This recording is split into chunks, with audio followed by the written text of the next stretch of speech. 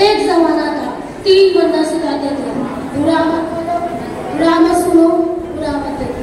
लेकिन अब एक और बंदा, मोबाइल वाला बंदा, जो कहता है किसी की ना सुनो, किसी को ना देखो और किसी से कुछ ना करो। और ये बंदा हम सबके घरों पर राज कर रहा है, हमारी नजर के सामने हमारी पूरी जिंदगी बदल रहा है।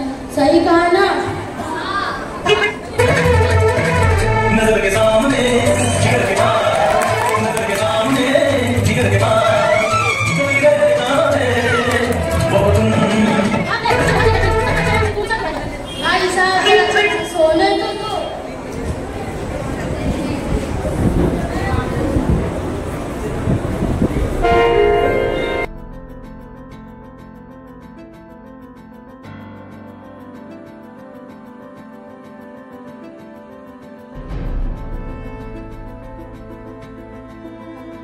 चाय कॉफी की लत लगती है, उसी तरह मोबाइल की लत लग गई है।